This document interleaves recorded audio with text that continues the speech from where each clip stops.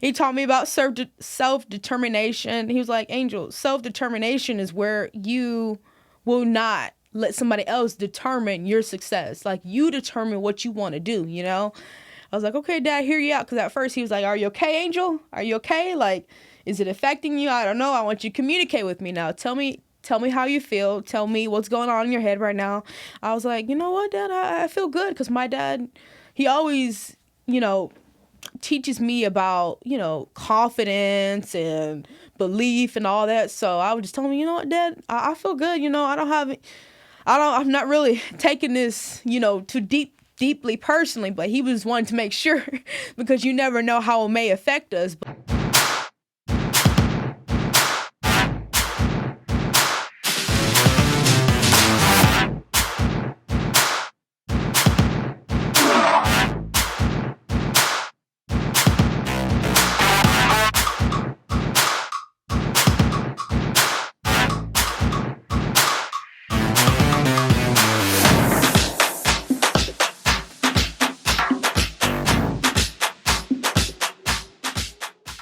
Angel Ambrose at Angel21 Volleyball, and today I just wanted to share my story about my tryouts because I went to go try out for my high school volleyball team, and I just want to share like what went on, everything that just happened and all this.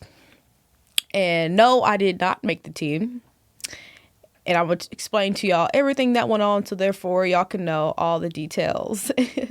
So from day one, I felt like their environment from the start was like, hey, this is our program, and since you weren't here last year, you can't really have a chance to even try out with who we have here because you weren't here. Because I was homeschooled for the last 2 years, and I'm coming in to try out for the team, and I felt like they already had their little environment, or as I like to say, clique. Like this is what we have. This is our clique. We'll know you. So I'm just coming in still, kind-hearted, still trying to come in here, compete, do what I got to do. But I just felt like that was being held against me from the start, So I was like, okay, I'm going to just kind of brush this off a little bit. I still feel this uneasy feeling, but I'm going to kind of brush off this feeling of this environment. So I come in, I compete, I do different things like this, and I want to do my jump top spin serve. I wanted to actually come up here and just give it all, like bring out all of the things that I learned throughout the years of practicing and just learn these different tricks like setter dump, jump top spin serve. I just wanted to give it my all, and I just felt like the coaches really wanted to just let me be a traditional setter, as I like to say. I'm an athletic setter. I like to not just set traditionally. I like to be on one foot, this and that. Just be, everywhere, athletic, Hey, ready? Open, outside, nice, reset, over your shoulder. Yeah, nice. Now I love that one here. Try a little bit here. Can you get so under it that you're here? I don't care where you're facing, but that you're under it right here, and then we rotate over our shoulder, okay? When you see football players, they're just very athletic. They can get to places very fast with athletic moves. So I wanted to be that athletic setter, bring my own unique style, but I felt like they were there and they were telling me, no, I don't want you to set this way. I want you to get both feet to the ball, because if you set on one leg, then that's just lazy. To me, that's not lazy. To me, that's called being athletic, So I was just listening like, okay, I hear you. But while I'm being there, I just feel like they were not really liking me to be an athlete, Like everybody there in the whole environment, as I felt like everybody was just trying to just set. Because I'm a setter. Everybody was just setting. Like, as long as I get it here, that's all that matters. I just want to set. Maybe do a little passing, maybe do a little digging, this and that. It just wasn't very competitive. It wasn't like, let's bring it, let's do this. Like, let's do it. It was just, it was just, hey, let's set this way, let's set that way, let's call our plays, this and that, and bam, So those were the challenges that I faced during the tryouts. From the start, we had to do what they call BTR, running times. And at first I was like, wait a minute, what is this running time? Like, I didn't really know exactly all that it was.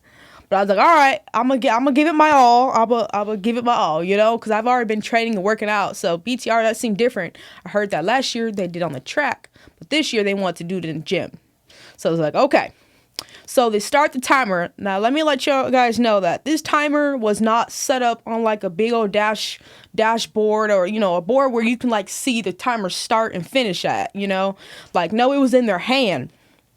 So I'm running, going to the wall because we had to do, it was like six touches, three reps or 3 sets of these, touching the other wall back here to the other wall back. We have to do it fast. They were like, sprint.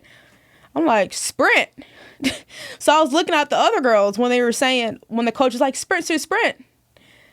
Because the first time that I did do the BTR or the test where we had to run from this wall to this wall, I was sprinting. But by the time I was getting to like the last rep, I was like, word up. I was like, woo, this is a lot of work.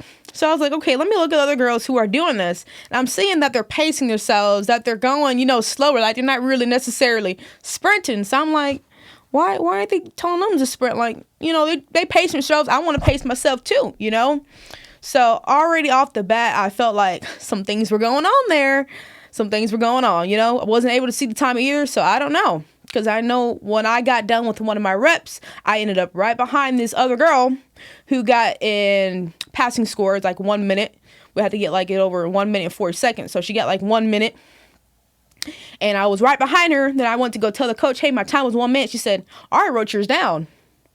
And I was like, how'd you already write mine down? I mean, I was thinking like, wait a minute, you were looking at me specifically.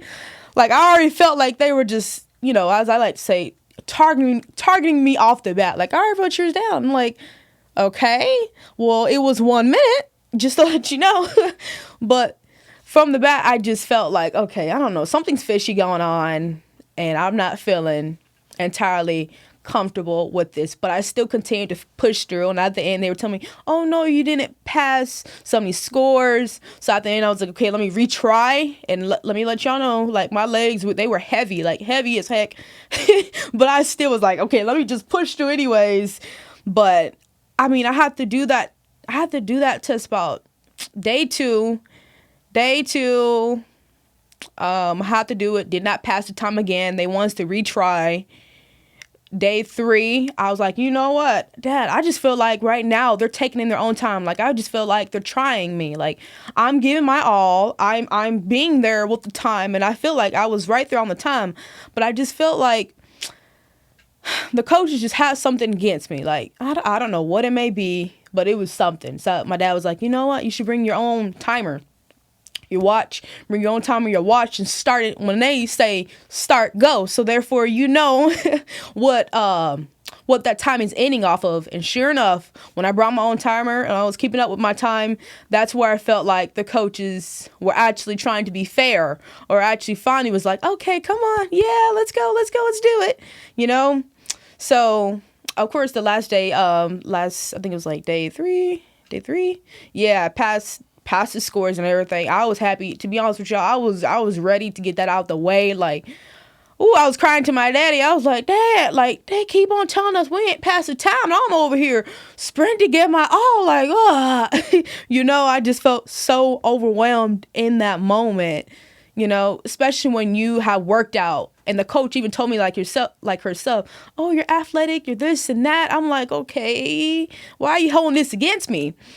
And that's how I felt that time during that BTR, doing that training. But I was just happy to honestly finish that day 3 of that BTR test and get that out the way. So now it goes into tryouts. We finally got these tryouts going. So we go into tryouts. And let me let y'all guys know again, the tryouts did not feel like tryouts. To me, it felt like a camp, because we were just doing drills that weren't very competitive. Like, y'all bring it. Like, y'all bring y'all's A game. I want y'all spike. I want y'all hit. I want y'all killing. I want y'all doing all this. It didn't feel like that. It just felt like we're here to just bring progression. We're here to just, kind of take it easy. I was like, where's competition and taking it easy? But all right, I'm here. I'm going to still give it my all, still do what I got to do. So we get through the tryouts, and I'm like, okay. They take us to this room, take about like 4, 5, 6, I think like 10, 11 girls to the room. Coaches tell us this and that. Coach might tell you, hey, you made the team or you did not make the team. Coach told me I did not make the team. And pause. She was like, well, I just want to let you know that you did not make the team. Do you want to know why? Yes or no? And I was like, I still want to know, why I didn't make the team. I just want to end it off on that. So then she went into, you got your sets. You're an aesthetic setter. You got your sets to the target, but whenever there was movement, you couldn't get to you couldn't set the ball or something. And I was like, what do you mean? I was the main one out of all the setters who could get balls that were all the way across court and bring them back to the target. So I was like, okay. And then she said, you weren't connecting with the hitters, but you knew the plays, this, that, you knew the plays. I'm not going to say the plays, but you knew the plays, but you weren't connecting with the hitters. And I was thinking to myself, like, well, of course, I'm not going to connect with the hitters. They don't know me. I don't know them, but I'm still, set for them. And, once you're on the team, I guess you get to build that bond and that chemistry with each other, just like football players, quarterbacks, and receivers. That bond isn't going to be built the first day. They're going to obviously have to build it over time and work with each other to build that up. So I was like, okay. I hear you. And then on defense, she said I wasn't in my correct defense spot. And yeah, I wasn't in my correct defense spot. Couldn't get to the ball or something like that. And I was just like, just listening, just okay. Thank you. I'm listening. I'm like, then she said, do you have any questions? And I was like, no, I really don't. I really don't have any questions, And that's when I just got out of it. I just told him, thank you for your time. I thank you for letting me, have the opportunity to try out here and everything. Thank you for your time. Still being respectful, of course. And I just walked out and went in to tell my dad. I told my dad about it, and he was like, what happened, Angel? So I had to explain the whole thing to him, the whole story to him. And yeah, it was, we want to take some action because we just felt like some things were going on that should have not been going on. And I want to say politically, because I don't know how many else girls like me might have went through that, might have felt like they didn't have a fair shot because already from the bat, there was just this, hey, you didn't do our program last year, so you can't make our team, So I already felt like there was that little clique going on, but that's what happened to me during my tryouts. And, it makes me uncomfortable to explain. It makes me, bringing back those memories aren't good memories for me at all. But for me, they are learning steps, growth steps for me to learn. Because during that time, I was communicating with the coach, letting her know, hey, can I talk with you? I want to schedule a time to talk with you. Hey, I feel like y'all are holding something against me. And they say that they weren't, but I strongly felt like they were because all the actions were saying, hey, we don't like something about you. We don't like you. So during that time, I was just still communicating with them. And I don't know, I just felt like I just didn't really have a fair shot at that moment. So for me, my dad taught me, first, he taught me about self-determination. He was like, Angel, self-determination is where you will not let somebody else determine your success. Like, you determine what you want to do, I was like, okay, Dad, hear you out. Because at first he was like, are you okay, Angel? Are you okay? Like, is it affecting you? I don't know. I want you to communicate with me now. Tell me how you feel. Tell me what's going on in your head right now. I was like, you know what, Dad? I feel good. Because my dad, he always, teaches me about, confidence and belief and all that. So I would just tell him, you know what, Dad? I feel good. I'm not really taking this, too deeply personally, but he was wanting to make sure because you never know how it may affect us. But I didn't take it too deep because I know I gave him my all. And that day I was just like, I want to trust in the Lord. Like, I was so emotional that day, I was just like, I want to trust in the Lord. I don't want to trust in God. Like during that moment, I was like, oh, I don't care what may happen. I'm going to trust the Lord because He determines, what happens. He determines, So I was like, okay, I'm going to trust in Him. So that's why I didn't ever take it too deeply, Didn't take it too deeply at all. So what I have learned was self-determination. Always believe in yourself, If someone may tell you, no, you didn't make it because this and that, they may just bring you so much negativity, but don't ever let that get to you, Don't let that get the best of you because you are destined for greatness. Not everybody's destined for greatness, Not everybody will go through the hardships that you go through. Not everybody will put the work in day by day, and just be proud to put the work in. Not everybody will do that because not everybody wants success. Some people are complacent with being complacent.